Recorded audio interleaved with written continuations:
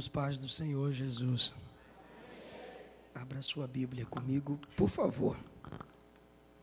Primeira carta do apóstolo Pedro, no capítulo de número 1.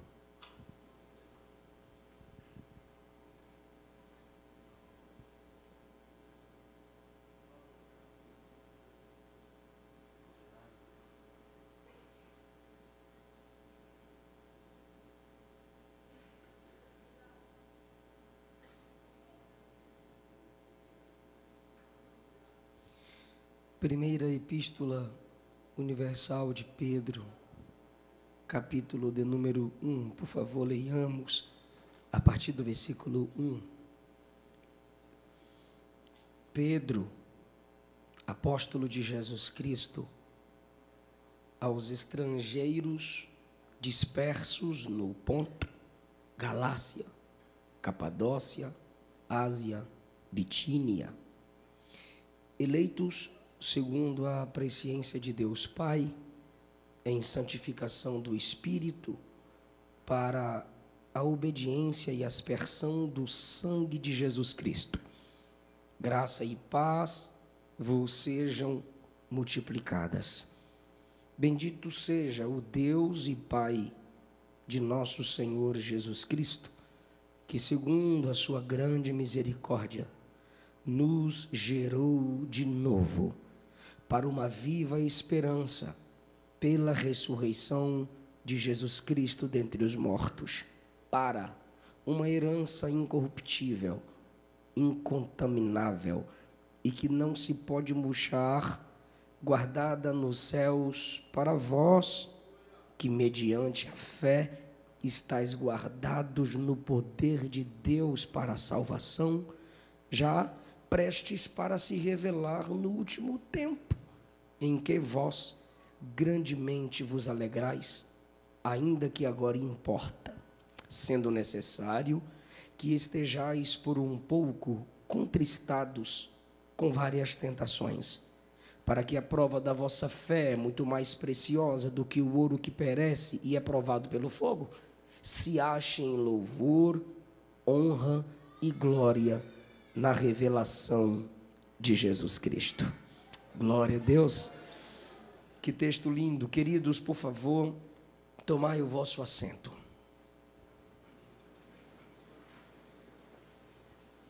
Eu quero expressar a minha alegria por estar com vocês pela primeira vez. Pedir perdão pelo horário chegado. Eu estava... Onde foi que eu estava? Caçapava, uns 7 a 10 quilômetros depois, ali do centro da cidade, estrada de chão, numa casa de recuperação, e tivemos muita dificuldade para sair, pegar a estrada e chegar. Mas o Senhor nos guardou e nos trouxe pela sua infinita misericórdia. Muito obrigado, pastor Davi Fonseca, é o pastor setorial. Minha gratidão a Deus pela sua liderança e pela permissão que me é dada a estar transmitindo a palavra do Senhor neste lindo congresso. Ao pastor Frank Fonseca, é o copastor. Também minha gratidão ao presbítero Jefferson Monteiro, que é o coordenador setorial da UMADEB. Suzano, é aqui que é Suzano. Meu, muito obrigado. Porque eu estava em outra cidade agora, não foi lá no hotel? Mogi, só hoje 3 cidades, como é que memoriza, irmão? Presbítero Felipe Silva, meu muito obrigado também ao vice-coordenador setorial da UMADEB, Suzano. Eu estou muito feliz pelas palavras do pastor. Eu já percebi que essa é uma igreja bíblica, uma igreja que ama as Escrituras, uma igreja que tem sede de ouvir Deus. Graças a Deus por isso. Eu tenho 2 temas em livros disponíveis depois da pregação. Eu terei o tema Além dos Sonhos, aprendendo com José que sonhar não é suficiente. E tem o livro da minha esposa, as pregações dela no ciclo de oração. A editora pegou as pregações, redigiu e transformou numa linguagem para leitura. E o título do livro é Entre Elas e Deus. Eu perguntei por que esse título, ela disse para ninguém se intrometer. então estará disponível depois da pregação. Jesus escolheu os discípulos, pela graça os capacitou, e antes que fosse assunto aos céus, Jesus disse que eles, pelo Espírito Santo, seriam guiados, direcionados, inspirados em toda a verdade. De que verdade Jesus estava falando? Ele estava falando da verdade da revelação das Escrituras para o tempo em que vivemos, o que chamamos de Novo Testamento. Até o tempo de Jesus, a Bíblia que Jesus lia, interpretava e pregava era o Antigo Testamento. E ele disse que a partir dos discípulos, o Novo Testamento seria formado, porque o Espírito os guiaria em toda a verdade. Sim, o Espírito capacitou os apóstolos e eles começaram a escrever as verdades divinas, verdades inspiradas pelo Espírito Santo. Essas verdades foram escritas e registradas em cartas. Um modo comum de se comunicar no tempo antigo, principalmente pela igreja primitiva, que era em sua maioria formada de missionários. Por isso, Atos 9, um título dado à igreja em Atos 9 é o povo do caminho, porque a igreja era constituída de pessoas que caminhavam levando a mensagem da salvação. E dentre estes que caminhavam levando a mensagem da salvação, estavam os carregadores de cartas. Se tinham os carregadores de cartas, os portadores da mensagem em cartas, tinham os escritores das cartas, ou aqueles que ditavam e outros escreviam as cartas. A teologia ortodoxa ou teólogos ortodoxos afirmam que Pedro, sim, pelo menos a sua primeira carta, a escreveu, esta linda carta com conteúdos tão profundos e esperançosos para a igreja. A palavra mais citada nas cartas de Pedro é vida e esperança, porque a igreja em seu tempo estava sendo perseguida por Roma. Roma, quando a igreja começou, ela não se incomodava com a igreja. A igreja se reunia ao redor do templo e todos pensavam que a igreja era uma ramificação do judaísmo, eles que se entendam. Mas de repente, a igreja do Senhor começou a se opor ao sistema judaico como obrigação para culto. Um dos exemplos é a carta aos Hebreus, quando os crentes queriam judaizar aquilo que já havia sido cumprido em Jesus. Por exemplo, queriam voltar ao culto no tabernáculo, queriam voltar aos símbolos judaizantes que, como Moisés, foram iniciados apenas como sombras que apontavam para Cristo, a realidade. O escritor aos Hebreus, então, mostra que Jesus é o cumprimento, foi o cumprimento e era maior que o próprio Moisés. Quando Roma percebe que a igreja discorda dos ensinos judaicos para o estilo de culto, quando a igreja começa a dizer que só há um Senhor, um Salvador, e esse é aquele que morreu e ressuscitou, quando a igreja diz que Roma não é a senhora do mundo, porque no coração deles só havia um Senhor, Roma começa a perseguir a igreja de Deus. Quando a igreja é perseguida, ela se torna espalhada. E essa igreja espalhada necessita de cartas para ser edificada, para ter a sua fé fortalecida. Quando eu vejo nós afirmando, a igreja afirmando, e o título, primeira epístola universal de Pedro, uma carta que pode ser lida por todas as igrejas, uma carta que não é limitada a uma igreja local com problemas locais, uma carta que dentro dela você vê a realidade de todas as igrejas de todos os tempos. Aqui nós temos uma epístola. Jesus havia ordenado que Pedro fortalecesse os irmãos. Quando Jesus ressuscitou e encontrou-se com Pedro em João 21, Jesus disse que ele deveria fortalecer os irmãos quando ele fosse verdadeiramente convertido.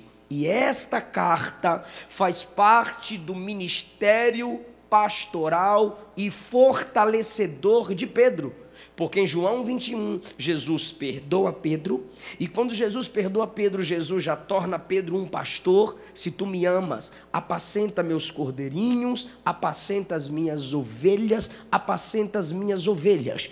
E você vai fortalecer os teus irmãos. Crente convertido fortalece os seus irmãos.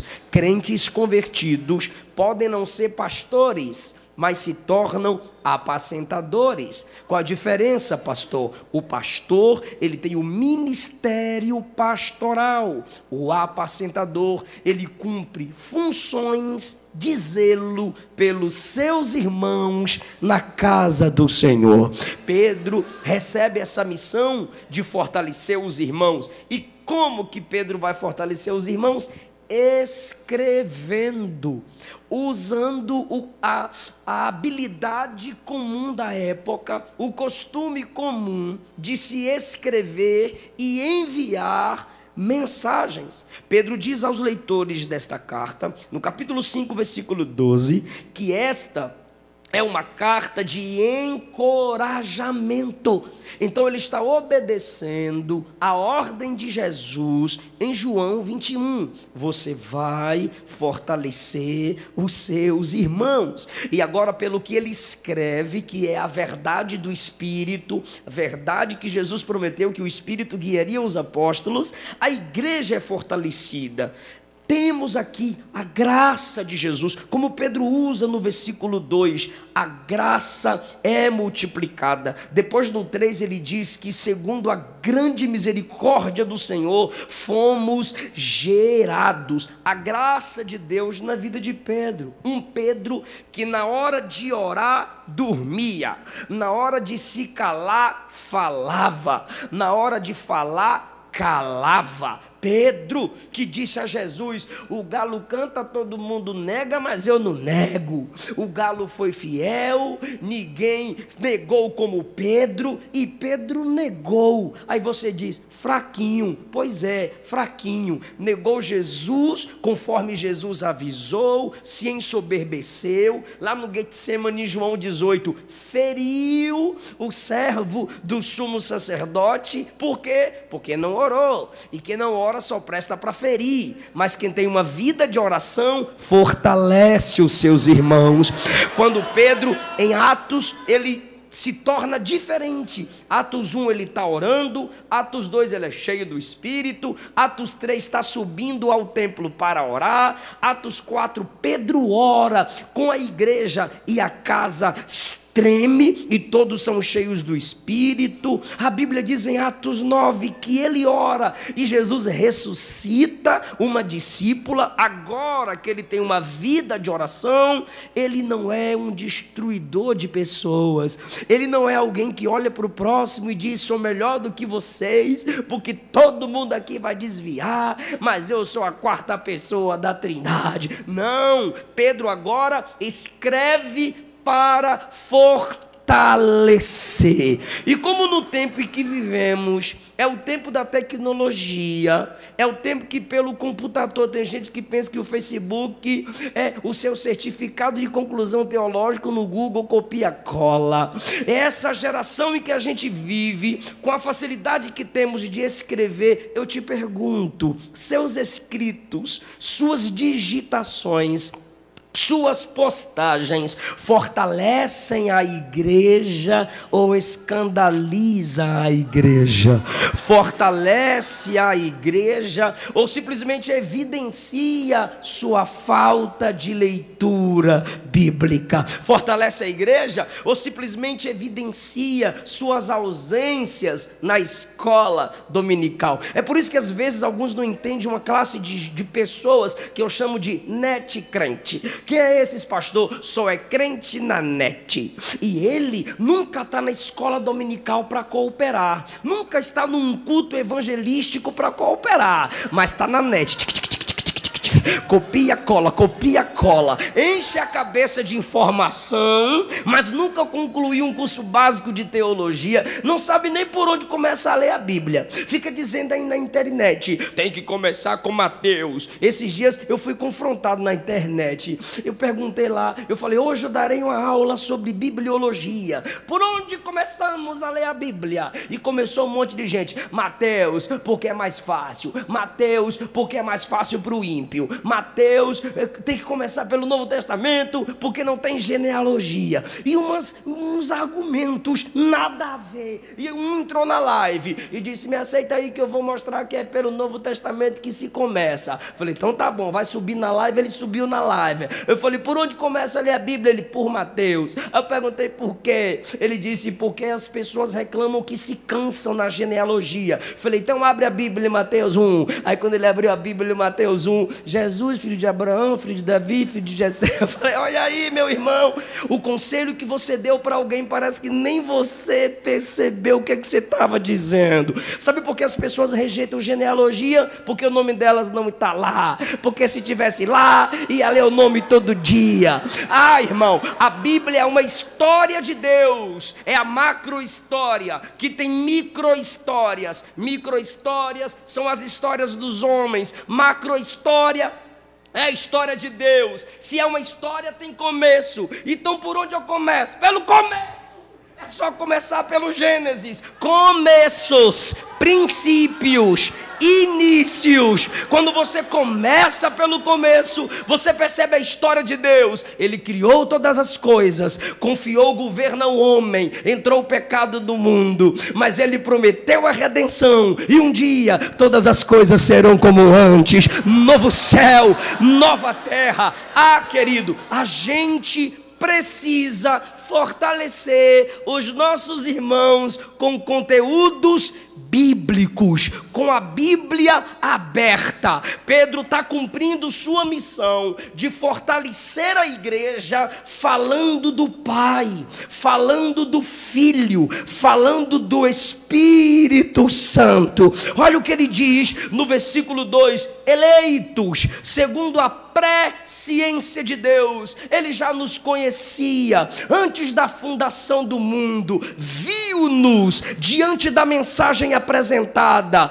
e pela fé, aqueles que recebem a mensagem já são chamados de eleitos de Deus. Ele te viu crer, ele te viu se humilhar, ele te viu chorar diante da mensagem, mas ele só não viu, ele projetou o plano da salvação em uma pessoa, Jesus de Nazaré. Eleitos segundo a presciência de Deus Pai, em santificação do Espírito, não só salvos, mas também santificados. Olha como é que Pedro está fortalecendo a igreja, falando do atributo de Deus, onisciência, falando da função do Espírito, santificação. Agora ele nos humilha para a obediência, purificação do sangue de Jesus. Ou seja, ninguém aqui foi salvo porque é obediente, ninguém aqui foi salvo porque é branquinho, bonitinho, limpinho. Não,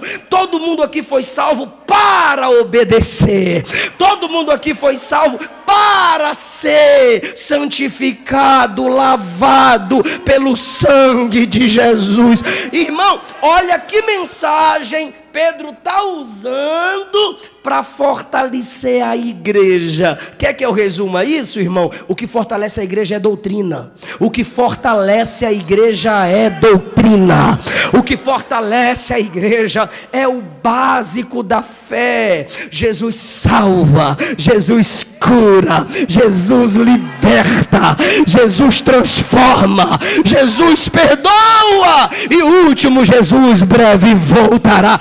Irmão, o fortalecimento da igreja está na mensagem bíblica e cristocêntrica. Pregue 10 minutos, mas pregue o que é que ele faz. Ele salva, ele santifica, ele lava.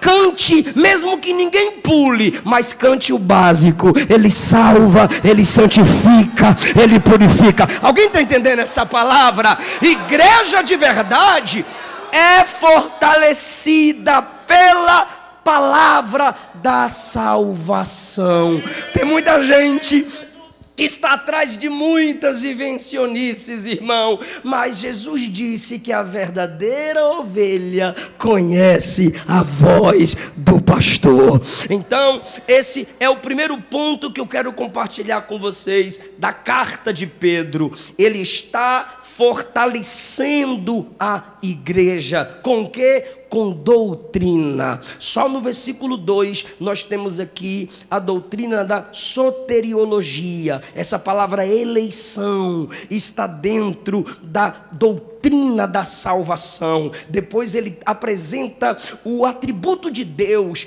presciência. Sabe o que é isso? O Deus que sabe antecipadamente todas as coisas. O que é isso, pastor? Teotologia. Ele não fala só de soteriologia, ele também fala de teotologia, um ser, estudo sobre um ser chamado Deus. E agora ele fala em santificação do Espírito. O que é isso, pastor? Paracletologia, Espírito Santo. Pneumatologia, a ação desse Espírito para a obediência e aspersão do sangue de Jesus. Se tem que ser purificado pelo sangue de Jesus, é porque está sujo pelo pecado. Então ele está falando de amartiologia, a doutrina do pecado. Mas quem é que purifica o homem do pecado? Jesus, pelo seu sangue. Já está falando de cristologia. Graça e paz vos sejam multiplicadas. Já está dizendo que a gente está na dispensação da graça. Versículo 3: bendito seja o Deus e Pai de nosso Senhor Jesus Cristo. Jesus é Deus, mas se ele tem um Pai que também é Deus, ele se tornou filho. Então ele já está falando da encarnação. Ele está dizendo que o Verbo se fez carne e habitou entre nós. É isso que edifica a igreja, falar de Jesus, que segundo a sua grande misericórdia. Por que grande misericórdia, Pedro? Porque eu não mereço. A gente não merece, é tudo graça. Pela sua misericórdia nos gerou de novo. O que ele está falando aqui? Regeneração, novo nascimento, nascer de cima, nascer do alto, nascer pela ação do Espírito. Tem gente que nasceu na igreja e vai para o inferno, porque o mesmo diabo que nasceu no céu vai ser lançado no lago de fogo. Tem gente que está na igreja, canta os hinos da igreja, mas não nasceu do Pai. Gosta de algumas pregações, mas não nasceu do Pai. Meu Deus, olha como é que Pedro está fortalecendo a igreja. Eu lembro de Gênesis 15. O Senhor falou para Abrão: Abrão, por que você está desanimado? É que eu não tenho filho, e o herdeiro de tudo que tenho vai ser o nascido na minha casa. Olha a resposta de Deus em Gênesis 15: não, o herdeiro não vai ser o nascido na casa, o herdeiro é quem nasce do Pai. Quando eu li isso, irmão, essa palavra ardeu no meu coração. Tem gente que nasceu na casa, mas não nasceu do Pai. Tem o evangeliquez catequeis, mas não tem a palavra da salvação. Não nasceu pela força do Espírito aqui dentro. Céu não é para quem nasceu na casa, é para quem nasceu do Pai. É o que Jesus pregou para Nicodemos. Irmão, Jesus pregando para Nicodemos em João 3, ele fala do novo nascimento, da regeneração. Necessário é nascer de novo. Por quê? Porque você já teve o primeiro nascimento físico, biológico. Mas João capítulo 1 diz que a salvação não é para quem nasce do varão, a salvação é para quem nasce dele. Como assim? Deixa eu tentar facilitar. A fé vem pelo ouvir, e o ouvir vem pela palavra. Ouvir Deus é só pela palavra de Deus. Quando essa palavra abre seus sentidos espirituais, seus olhos se abrem para o mundo espiritual e você se enxerga morto espiritualmente, miserável, pobre, cego, nu, inimigo de Deus. Quando você reconhece isso, você diz: eu preciso de vida, eu preciso de vida, eu preciso de vida. Aí o pregador diz: recebe Jesus que ele é vida, recebe Jesus que ele é vida. Quando você confessa Jesus, o Espírito Santo vem e toca no espírito humano, e o espírito humano que estava morto, contaminado, recebe vida.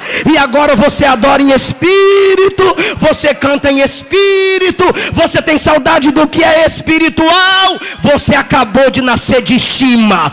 Eu sei que eu nasci de cima quando eu quero a palavra de cima, o Espírito de cima, o Cristo que vem de cima. Eu nasci do alto quando eu quero aquilo que é do alto. Aí eu te pergunto: isso te fortalece?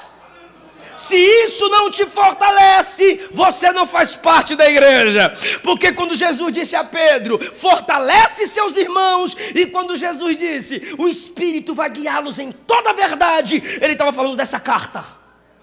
Você vai fortalecer a igreja escrevendo. Você vai fortalecer a igreja falando de doutrina. Sabe o que me entristece, irmão? É que se você perguntar nome de coaches, essa geração conhece. Se você perguntar nome de jogadores de futebol, essa geração conhece. Se você perguntar nome de artistas de Hollywood ou da rede esgoto de televisão, essa geração conhece. Mas se você falar deontologia, pneumatologia, amartiologia, soteriologia, missiologia, cristologia, escatologia, vai dizer: vai xingar outro, pastor. Então por que a nossa geração está enfraquecendo diante de tentações? Porque falta fortalecimento da palavra. Mas Deus marcou essa noite para marcar a sua vida. Deus marcou essa noite para te lembrar: está aqui o pão, está aqui o fortalecimento, é a doutrina. Irmão, permita-me por favor só dar um pulinho lá na primeira carta aos Tessalonicenses, para falar o que fortalece a igreja é a palavra. Dá um pulinho para 1 Tessalonicenses 4, os crentes perseguidos e desanimados. Olha como Paulo vai animar a igreja em 1 Tessalonicenses 4. Ele começa assim, ó: você que está aí cobiçando os outros, fuja da prostituição. Deus é vingador. Paulo, a gente precisa de consolo. Ele diz assim: o que não trabalha, também não coma. Se você está sem trabalhar, trabalhe. Paulo, pega leve. Os irmãos estão tristes por aqueles que estão morrendo. E agora, Paulo, ele diz assim: o mesmo Senhor descerá no céu com alarido, voz de arcanjo e com trombeta de Deus. Versículo 16. E os que morreram em Cristo ressuscitarão primeiro, e depois nós, os que estivermos vivos, subiremos juntamente com eles nas nuvens, encontraremos com o Senhor nos ares, e estaremos para sempre com o Senhor. Irmão, Paulo não está profetizando casa, não está profetizando carro, não está profetizando chave, não está dizendo que quem te viu na prova não te ajudou, quando te ver na bênção vai se arrepender. Não, ele não está dizendo que a roda vai girar e quem estava embaixo vai ficar em cima e quem estava em cima vai ficar embaixo. Não, para consolar a igreja, ele está pregando arrebatamento. Olha o que ele diz: e estaremos para sempre com o Senhor. Aí como é que ele conclui? Ele diz: consolem uns aos outros com essas palavras. Fortaleçam uns aos outros com essas palavras. Quais palavras? Santificação, trabalho, amor e esperar a vinda do Senhor. O que fortalece a igreja é doutrina, palavra. Aleluia! Pedro, fortaleça a igreja. Ele: tá bom, Senhor. E o Espírito o conduz e ele fortalece a igreja com doutrinas basilares da nossa fé. Segundo ponto dessa mensagem que eu quero compartilhar com vocês, ele diz assim: aos estrangeiros espalhados. Olha do que ele chama a igreja: estrangeiros. Estrangeiros? Por que, Pedro? E vocês sabem que Pedro não tinha... É papa que fala ou é papo? Papa na língua. Por que estrangeiro, Pedro? Aí Pedro olharia para nós e diria: porque crente é estranho. Crente veste diferente, fala diferente, pensa diferente. Crente vive diferente. Sois estrangeiros. Isso aqui não é somente cultura diferente que os crentes enfrentavam. Não, o perfil da igreja é estranho. O mundo tem que olhar para a igreja e estranhar, sim, algumas posturas, algumas atitudes. Nós não enxergamos as coisas como o mundo enxerga.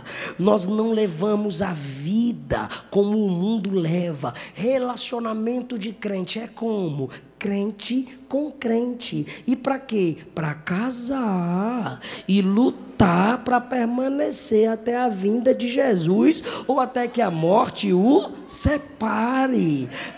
É o estilo do crente. Como é que o crente faz com as mágoas? Perdoa. Não se vinga? Não dá facada? Não cai na porrada? Não.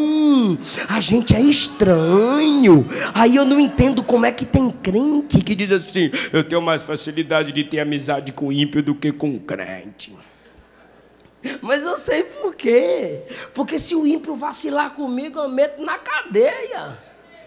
Se o ímpio vacilar comigo, eu coloco na justiça mesmo. E aqui na igreja, se o irmão vacilar comigo, aí eu tenho que levar uma ou mais duas testemunhas. E não é para ganhar a discussão, é para ganhar o irmão. E se ele não ouvir, aí fala para a igreja. E se ele desprezar o ensino da igreja, aí exclui. Depois de excluído, aí ele pode ser colocado na justiça. Mas enquanto ele pode te ouvir, pode ouvir duas ou três testemunhas e pode ouvir a igreja, a gente tem que lutar até o fim. Olha o que Jesus disse: ore por quem te persegue, abençoe e não amaldiçoe. O que é isso, irmão? É para nós, é fácil, mas a gente é estranho. Se quer fazer parte desse grupo, tu tem que ser estranho. É estranho. Alguém vai olhar para tu na escola e falar: tu é virgem? Sou virgem. Porque, menina, tu é doida, tu é virgem. Sou.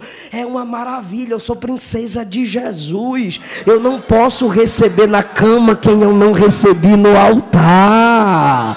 Eu tenho que levar minha vida sentimental debaixo da direção de Deus. Estranho. estrangeiros, como José foi no Egito, como Daniel e seus amigos foram em Babilônia. E uma frase que eu falei em 2015, e tem jovens que lembram até hoje, mas quem sabe tem gente que nunca me escutou falar isso. Daniel foi estrangeiro na Babilônia, José foi estrangeiro no Egito. Tu lembra daquela tribulada? A Bíblia diz que ela disse assim, ó, todo mundo está de greve. Quando o Zé vai saindo, ela diz, tu não, Zé, volta.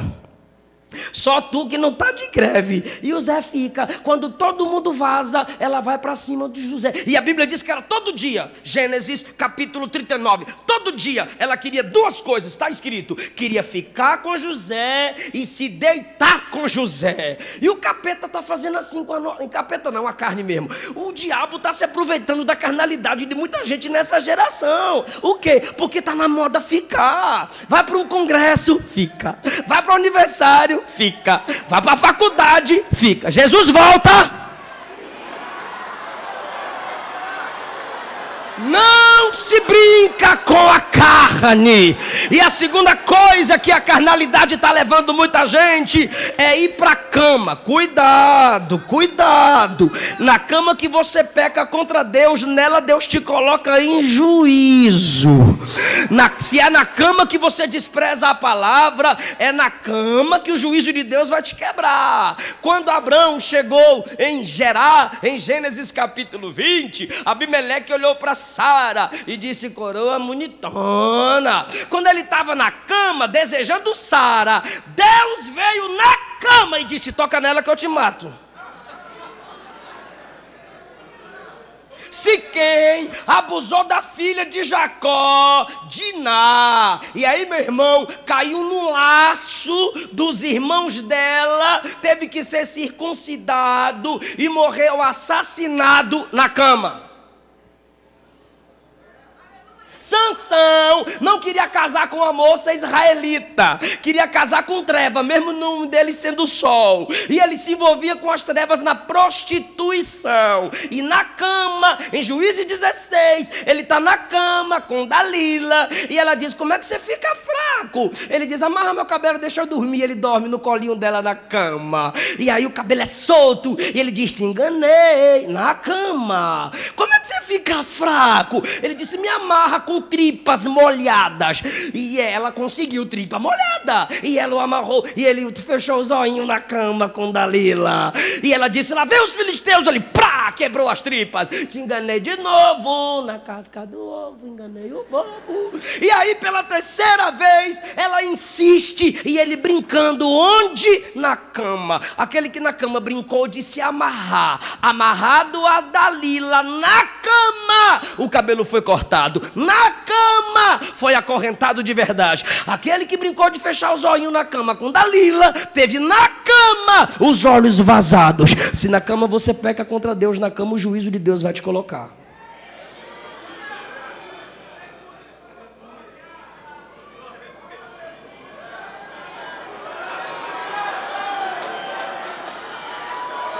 Pastor, mas é a carne, é a carne. Jejum e oração. Jejum e oração. A carne é fraca, mas o espírito é forte, irmão. Jejum e oração. Por quê, pastor? Porque você não é daqui. Em João capítulo 8 começaram a acusar a Jesus. Jesus ficou em pé e disse, apontem meu pecado. Ninguém conseguia apontar pecado. Aí ele disse, mas vocês são filhos do diabo. Aí pediram mais explicação. Jesus disse, a explicação é única. Eu não sou daqui. Vocês não me entendem porque vocês são de baixo, mas eu sou de cima. Aí depois Jesus olhou para os discípulos e disse, como o mundo me perseguiu, vai perseguir a vocês, porque não sois do mundo, e o mundo vai odiar aquilo que não é seu. Você é diferente. Então eu vou repetir, crente fala diferente, veste diferente, pensa diferente, canta diferente, adora diferente, porque crente é estrangeiro. A segunda coisa, eu vou falar o segundo motivo, porque tu prefere amizade com ímpio do que com crente. O primeiro é que a gente tem que ir até o fim para nos perdoarmos, lutarmos. Por isso que a gente prefere a amizade lá fora, porque é mais fácil. Se tu me ferir, eu tenho que virar as costas para você e acabou. Cada um leva a sua vida. Aqui não. Aqui a gente tem que estar na ceia. E se a gente não discernir o corpo, se a gente não discernir o corpo como um corpo, a mão não pode bater na mão, não pode bater na boca, não pode bater no nariz. É um membro ajudando o outro membro. Se a gente não sabe o que é o corpo de Cristo, não pode ser. E Jesus ainda disse assim, lá no Evangelho de Mateus, a partir do capítulo 5, se teu irmão tem algo contra ti, vai nele. Mas é ele que tem contra mim, vai nele. Mas foi ele que feriu eu, vai nele. Deixa a oferta no altar, te reconcilia com ele, depois volta e oferece o teu culto. O ímpio a gente manda vazar. Aqui não pode. O Espírito está me conduzindo a essa palavra, a dizer a crentes aqui que Ele lava teu coração das mágoas. Ele lava teu coração do rancor. A justiça pertence a Deus, mas o perdão, Ele está dizendo, pertence a você. E pela graça, Jesus te capacita. Chega de contenda, chega de competição. Vamos unirmos-nos em oração, em adoração, para vencermos essas batalhas contra nós. Estranhos, estrangeiros, e a segunda coisa que ele usa é espalhados. Pode repetir isso? Espalhados. Está aí no versículo do número 1. Pedro chama, primeiro ele fortalece a igreja, agora ele denomina a igreja estrangeiros. Segundo, espalhados. Por quê? Porque a igreja começou presa em um ambiente. Eu não sei se você lembra, Jesus disse em Marcos 16:15, ide por todo o mundo. Lucas 24, é para pregar em todas as nações. Mateus 28, façam discípulos de todas as nações. Atos capítulo 1, ser-me-eis testemunhas, tanto em Jerusalém, como em Judeia, Samaria e até os confins da terra. Era só para começar em Jerusalém, e depois vaza, se espalhem, vão levar minha mensagem para o mundo. Isso no capítulo 1. Aí no capítulo 2, o Espírito Santo desceu e encheu a igreja. Onde é que a igreja está pregando no capítulo 3? Jerusalém. Onde é que a igreja prega no capítulo 4? Jerusalém. Onde é que a igreja prega no capítulo 5? Jerusalém. E onde é que a igreja está pregando no capítulo 6? Pertinho de Jerusalém. Capítulo 7, Jerusalém, estão brigando por causa do templo. Aí quando você chega no capítulo 8, a Bíblia diz assim: e depois da perseguição de Saulo e da morte de Estevão, os crentes foram espalhados pela Judeia, Samaria, e começaram a falar do nome de Jesus. A igreja que estava parada, limitada a um centro, agora foi espalhada e começou a levar o evangelho. É para esses que Pedro está escrevendo. Um povo estranho precisa ser fortalecido, porque não é fácil ser diferente, não é fácil ser estranho. Aí Pedro vai fortalecer estes com a doutrina da salvação, da santificação, os atributos de Deus, vida eterna e vinda de Cristo. A segunda coisa que a igreja é um povo espalhado, porque a igreja foi chamada para espalhar-se. E a palavra espalhar, em Atos 8, e aqui no versículo 2, é conectada com o termo de espalhar sementes. E quando as sementes são espalhadas, a colheita é sempre maior. Eu não tenho como falar de povo espalhado, de povo que prega, de povo que evangeliza, e esquecer do que é ser pentecostal. Alguns irmãos não conhecem a essência do pentecostalismo. O que foi que aconteceu no dia de Pentecostes, irmãos? O Espírito desceu, oh glória, línguas das nações, maravilha, e pregação cristocêntrica. Que coisa linda, pastor. Quarto, houveram quase 3.000 almas se entregando para Jesus. Sabe o que é isso? A igreja que no capítulo 1 são 120, no capítulo 2 são mais de 3.000, até o capítulo 5, perdão, já passou de 3.000, está chegando a 5.000. Isso é pentecostalismo. O quê? Ser cheio do Espírito para levar o Evangelho. Até sensacionistas leais consideram-nos como o maior movimento missionário,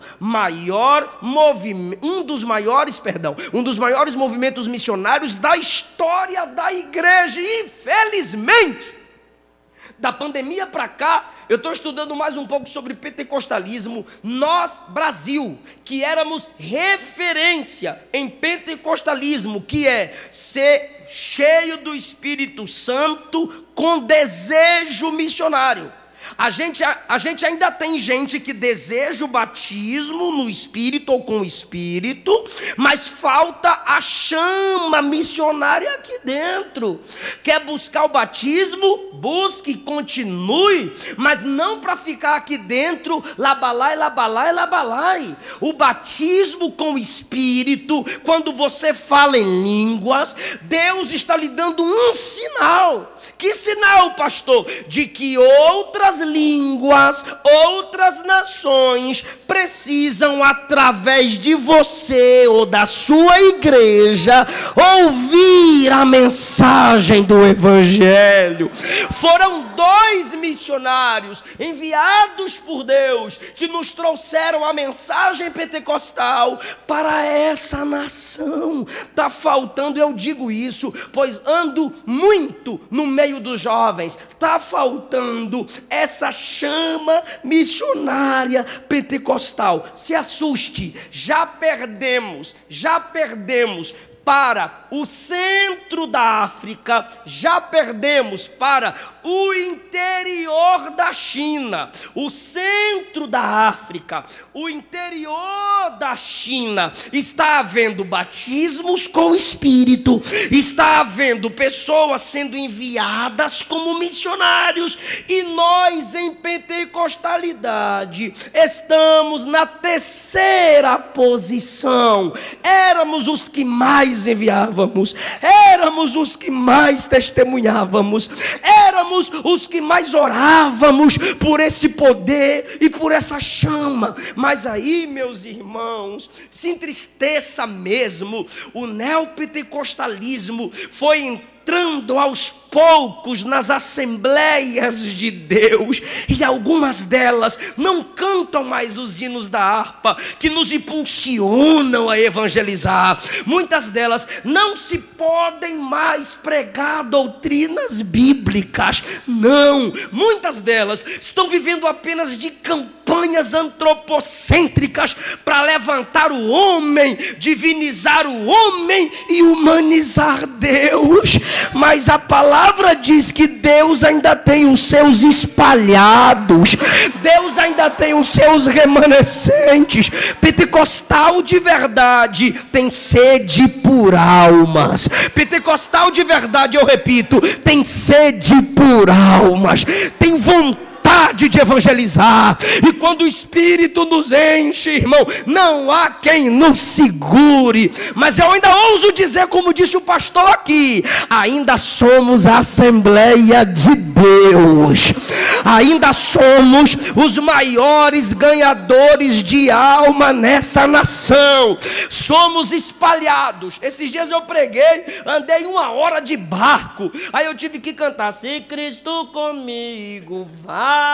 Irmão, mas o barco balançava, e eu cheguei assim, era a igreja dos ribeirinhos, interior do Pará. Falei, meu Deus, de onde vai vir esse povo para esse culto? E de repente começou, E encheu de barco e de canoa. Falei, meu Deus, esse povo é muito corajoso. Aí desceram 3 jovens de uma canoinha. Pastor Eliseu. Eu falei, fala, meu filho. Ele andamos 7 horas para ouvir a pregação. Aí eu brinquei, se andasse era mais seguro, né? Mas eles vieram 7 horas navegando nisso para ouvir a palavra. Ou seja, no Brasil somos os mais espalhados. Deus ainda tem suas sementes que vão frutificar.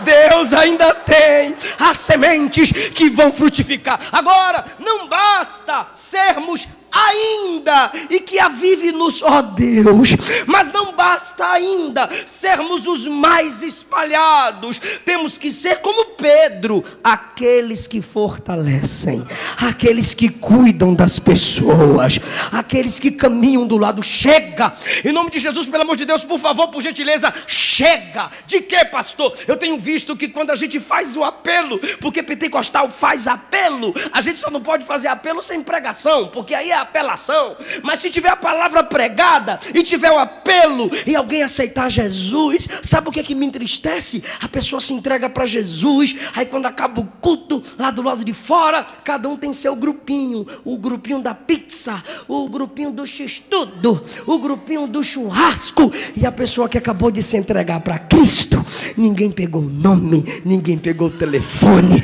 ninguém pegou o endereço. E aí a gente dá glória e posta a foto, né? Aquele glória fortão, quando a pessoa aceitou Jesus. Aí tu posta no Instagram, eu adorando. Só que você deu glória quando a pessoa aceitou Jesus, mas quando acabou o culto, apagaram-se as luzes, as lâmpadas. A depressão volta pro coração dela, a depressão volta pro coração dele, e você está na Netflix. Não adianta apenas ganhar, tem que pegar na mão. Vamos caminhar juntos. Eu vou discipular você, eu vou acompanhar você. A igreja espalhada também é a igreja que fortalece. Olha o que Pedro diz: graça e paz vos sejam multiplicadas. E como é que a gente multiplica graça e paz? Caminhando junto, cuidando das almas, evangelizando-as e discipulando-as. Foi o que Jesus disse em Mateus 28. Foi-me dado todo o poder. E agora, vão em todas as nações. E fazer o quê? Ensinar tudo que eu mandei. Fazei discípulos. Ensinando tudo que eu mandei, batizando e ensinando em nome do Pai, do Filho e do Espírito Santo. Mas sabe o que a gente faz? E eu caminho para a conclusão. A gente deixa para o pastor, a gente deixa para o púlpito. Pastor cuida de ovelha, quem gera ovelha é ovelha. Cada crente aqui foi chamado para ser um apacentador, mesmo que não tenha ministério pastoral. Deus está me mandando dizer à juventude que está aqui presente: vocês foram espalhados nessa cidade para dar frutos, produzir frutos, ganhar almas. Irmão, John Wesley disse: todo crente deve estar preparado para 2 coisas: morrer e pregar. Morrer e falar de Jesus. É para isso que a igreja foi espalhada. Último ponto desse texto que nós estamos analisando. Primeiro, Pedro está fortalecendo a igreja com doutrina. Para não esquecer, bora lá. Pedro está fortalecendo a igreja com... Que lindo. Segundo, Pedro dá 2 nomes para a igreja: estrangeiros e espalhados. Glória a Deus. Último lugar. Agora, onde a igreja está sendo espalhada? Máximo 7 minutos e a gente acaba. Ele diz assim, ó: Ponto, Galácia, Capadócia. Tem 2 lugares que ele cita aqui que as pessoas ouviram ele pregar em Atos 2. Ponto e Capadócia. Ele pregou em Atos 2 e os habitantes de Ponto e da Capadócia estavam lá ouvindo Pedro pregar. Sabe o que aconteceu? Quando eles voltaram para o Ponto e para a Capadócia, eles continuaram multiplicando o sermão de Pedro. ao ponto de agora ter uma igreja lá para Pedro ensinar através das cartas. Eu vou repetir. Pedro pregou em Atos 2 e tinha gente lá de Ponto e de Capadócia. Aí não foi Pedro que fez o apelo, nananina não. Atos 2 foram os pecadores que fizeram o apelo ao pregador. Que faremos para ter vida eterna? Fala logo. Aí Pedro disse: se arrependam e sejam cheios do Espírito para receber o refrigério e batizados em nome de Jesus. Esse grupo de Ponto e de Capadócia voltou para Ponto e para Capadócia, pois eles estavam na festa de Pentecostes em Jerusalém e começaram a espalhar a mensagem que ouviram de Pedro. Pelo amor de Deus, não deixa essa mensagem aqui não. Não, leva ela, transmite ela. Ei mãe, fala para os seus filhos: meu filho, tu é estranho. Ele vai dizer: está me chamando de feio, mãe? Não, é que você foi chamado para ser diferente. Minha esposa, tu és estrangeira, teu marido é estrangeiro. Leva essa mensagem. Sabe como é que a gente fortalece a igreja? Como? Doutrina, palavra. Leva essa mensagem. Você não sabe o poder de uma semente direcionada pelo poder do Espírito. Aleluia. Agora tem crentes, tem igrejas lá que precisam ser fortalecidas pela carta de Pedro. Outro detalhe para a gente encerrar, que coisa linda. Ele fala assim: Ásia e Bitínia. Gente, tu lembra de Atos, capítulo de número 15, lá na conclusão, Paulo, Silas, estão ali fazendo uma obra missionária muito linda. Aí, queridos, quando eles vão, antes de entrar no capítulo 16 e encontrar Timóteo, Paulo diz assim: eu vou pregar na Ásia e na Bitínia. Aí o Espírito Santo disse: não vai não. Não, mas essa voz aqui não é de Deus, porque eu fui chamado para fazer missões. Aí o Espírito diz: mas o dono das missões sou eu. Tu não vai não. Tu não vais para a Ásia, nem vai para a Bitínia. Deus fechou a porta da Ásia e da Bitínia para Paulo. E ele não pôde ir, porque quem manda na agenda da igreja é Deus. Quem estabelece os métodos e as estratégias é Deus. Irmão, não me pergunte como, eu não sei. Eu só sei que o apóstolo Paulo não foi pregar na Ásia e na Bitínia. Mas quando você chega na primeira carta de Pedro, ele está dizendo: tem uma igreja na Ásia, tem uma igreja na Bitínia. Pastor, mas eu não estou lendo que um pregador foi lá. Jesus disse que o vento do Espírito sopra onde quer. Ele age onde ele quiser. De algum modo, um crente chegou lá e falou de Jesus. Irmão, onde Deus tiver um crente, ali está um missionário. E onde tiver um crente com pessoas não crentes ao lado dele, ali está seu campo missionário.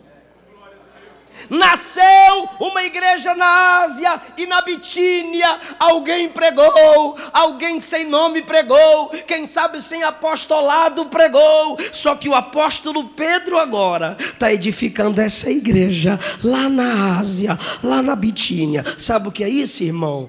Um planta, outro rega, e Deus dá o crescimento. Aleluia! Tem gente que eu ganho para Jesus quando eu prego. Esse ganho os irmãos entendem. A pessoa aceita Jesus da minha pregação quando eu prego. Aí é fácil, né? O fotógrafo, assim, né?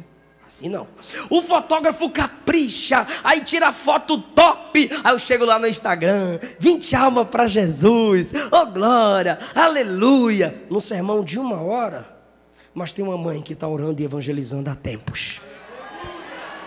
Tem um amigo na escola que está perturbando há tempos.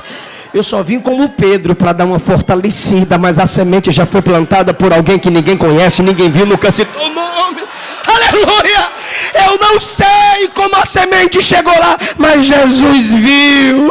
Jesus viu. Aleluia! Deixa eu fazer uma pergunta e você se manifesta dando glória a Deus. Eu já fechei a Bíblia e já fechei o esboço. Você se alegra com o ministério de Pedro? Amém! Tu acha que Paulo, que foi proibido de fazer qualquer coisa na Ásia e na Bitínia, ficaria alegre sabendo que Deus usou Pedro para fortalecer os irmãos na Ásia e na Bitínia? Claro, Paulo era também um ganhador de almas, e quem ganha alma se alegra com quem ganha alma. Pedrão, escrevendo cartas, fortalecendo a igreja. Rapaz, quando eu chegar no céu, eu quero ver Pedro, e quero ver o galardão de Pedro. Pedrão, agora deixa eu fazer uma pergunta. Tu sabe quem trouxe Pedro para Jesus?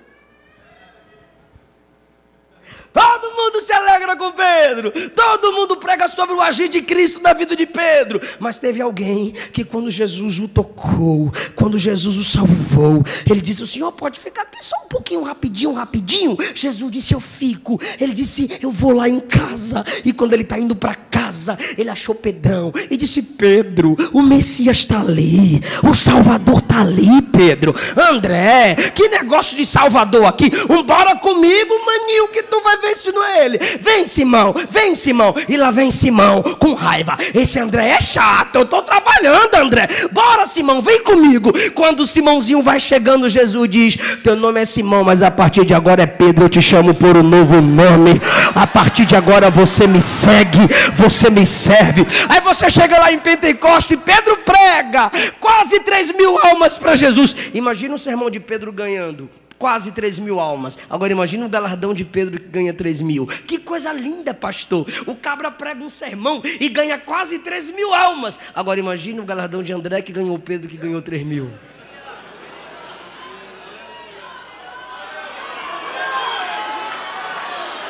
Aleluia! Eu não sei se você está entendendo o que eu estou dizendo aqui. Você pode estar me acompanhando nas redes, está me ouvindo pregar aqui, mas tem uma avó Eunice, que quando eu ia pregar na roça lá no interior da Bahia, a igreja era luz de vela. Ela dizia: meu filho, põe seu melhor terno, sua melhor gravata, que o povo está feliz para te receber. Eu tinha 8 anos de idade. Você está aqui me ouvindo nessa linda igreja, som top, igreja top, mas teve a vovó Valdete, que já passou para o Senhor. Todo domingo eu ia para a casa dela e ela dizia: tá em jejum, né, meu filho? Eu dizia: tô. Ela dizia: hoje é primeiro domingo, é ceia, e no dia da ceia a gente jejua para matar a carne e ser cheio do Espírito. Você está me vendo aqui, mas tem o meu pai que dizia: se você não orar 1 hora, se cita indigno de pregar. Você está me vendo aqui, mas tem a minha mãezinha que disse: ei, salvação é dom, mas dom de pregar não salva ninguém. Eu não sei quem te ganhou, eu não sei quem te evangelizou. Deus sabe, Deus viu. Eu não sei de quem você cuida, eu não sei de quem você não desiste, mas Deus está vendo. Pode não ser famosa, pode não ser famoso, mas tem unção de Deus para cuidar de alguém, tem amor para cuidar de alguém. Levante a mão, porque Jesus está te capacitando. Jesus está te capacitando. Fazer fortalecedor de igrejas. Deus não te chamou para ficar esquentando o banquinho de igreja. Prega, pregador, canta, cantor, que daqui a pouco para casa eu vou. Não! Presta atenção no sermão. Chega em casa e multiplica essa graça. Presta atenção nas canções. Chega em casa e canta de novo. O culto não acaba aqui. Aleluia. Aleluia. Sonda-me, Senhor, e me conheces. Quebranta o meu coração. Transforma-me conforme a tua palavra e enche-me até que se ache só a ti. E então, sabe o que é esse então? É depois disso, usa-me. Ele está te perguntando, diga de novo. Como que você quer ser usado? Como um farol que brilha à noite, como ponte sobre as águas, como abrigo no deserto. Me lança como flecha.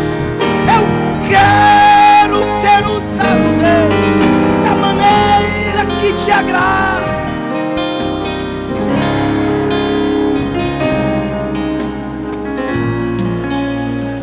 Há milhões de almas a caminho do Hades agora.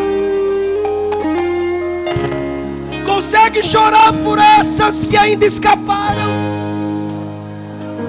Há milhões de almas a caminho do Hades agora.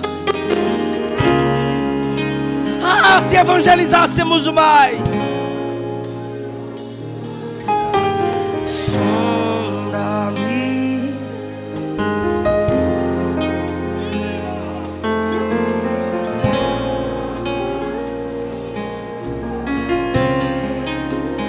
Faz arder, Jesus. De novo, sonda.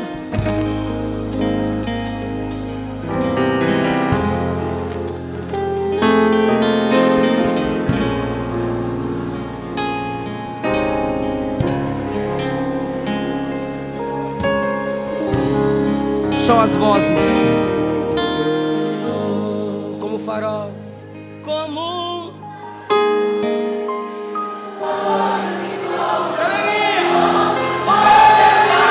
chore por alto.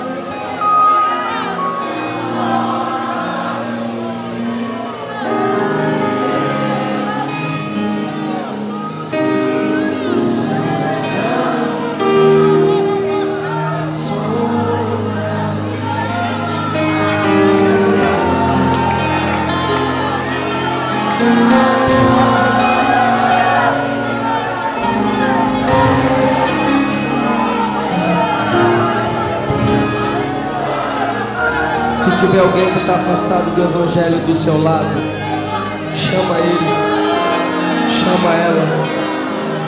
Fala, hoje é o dia da sua libertação. Hoje é o dia da sua restauração.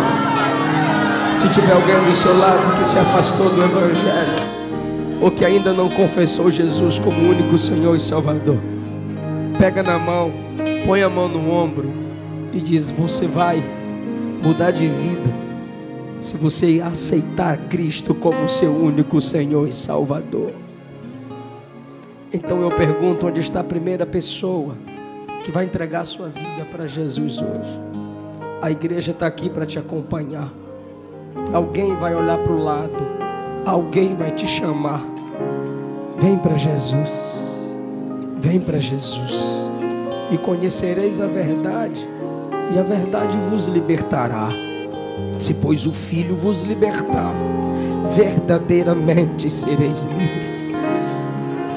Deus amou o mundo de tal maneira que deu seu Filho unigênito para que todo aquele que nele crê não pereça, mas tenha vida eterna. O jovem está trazendo o primeiro jovem para Jesus.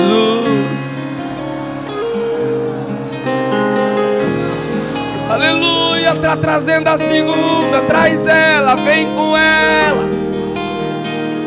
Traz ele, vem com ele.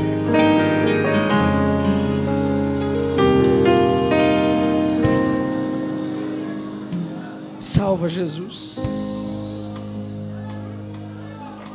Salva Jesus. Está vindo mais, a igreja está acompanhando.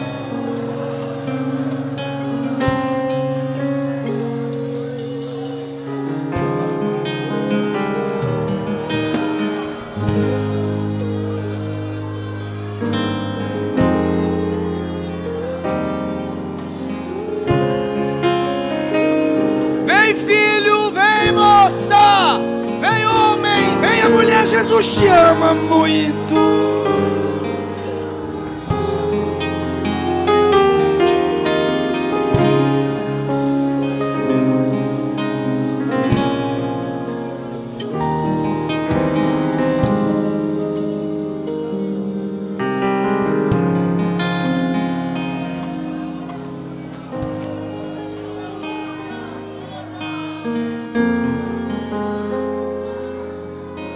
Desça da galeria. Se você está afastada, volta para Jesus.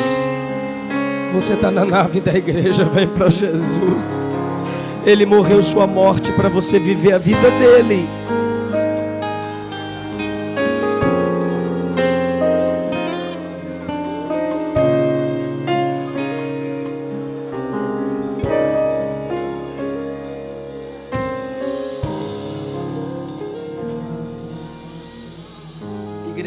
Igreja. Oh, quão cego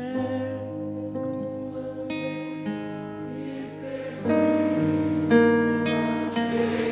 Longe do meu Salvador.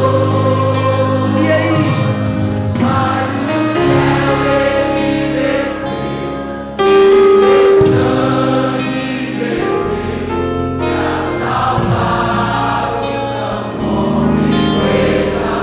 Vem pra Jesus, canta!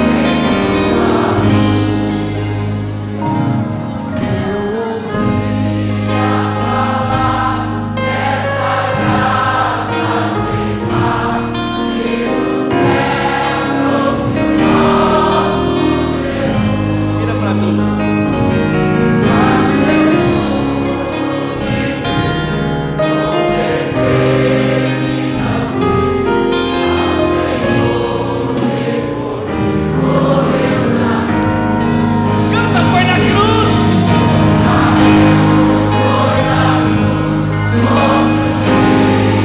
eu vi meus pecados castigados em Jesus. Foi aí pela fé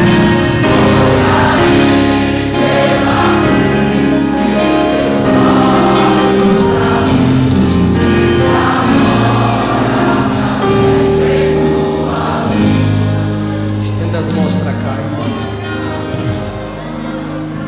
abriu, e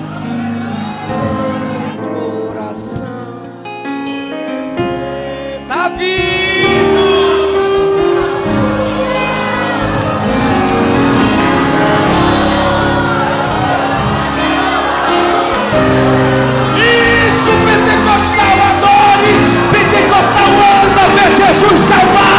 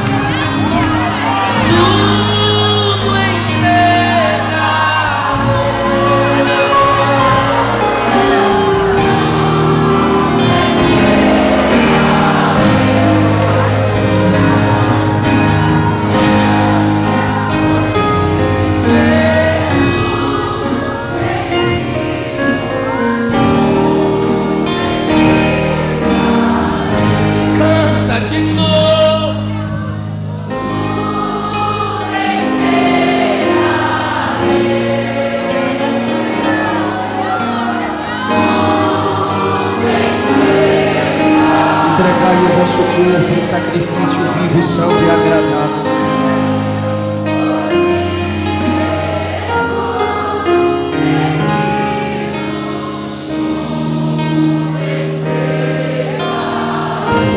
Estenda as mãos, Deus.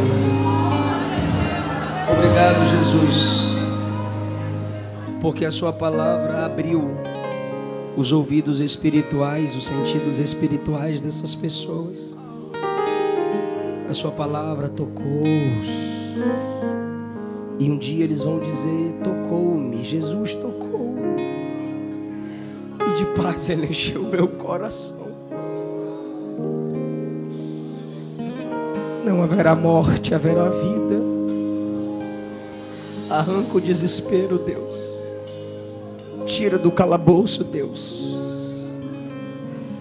A luz está acesa, a luz é Cristo. É a palavra. É a igreja que ilumina o seu caminho pelo poder do Espírito. Hoje Jesus está lhe dizendo: uma nova direção te é dada. Uma nova direção te é dada. Só vocês que vieram à frente, abaixa a cabeça comigo. Só vocês que foram tocados por essa palavra, abaixa a cabeça comigo e ora assim: Senhor Jesus, perdoa-me, restaura-me, me recebe como filho na tua casa, me enche com o Espírito Santo e me usa para a glória do teu nome, para resgatar outras pessoas. Quem pode dar glória a Deus pela vida deles? Esses que glorificaram e vibraram com a sua salvação vão cuidar de vocês, vão orar por vocês, vão ministrar Cristo na alma de vocês. O pastor da igreja vai orar por vocês, porque é a igreja reunida que nos liga a Deus. A igreja nos conduz a Cristo. Cristo nos conecta ao Pai. O que a igreja ligar na terra é ligado lá. O pastor vai orar com toda a igreja. E hoje vocês saem daqui conectados a Cristo Jesus. Por favor, pastor. E eu já agradeço essa oportunidade.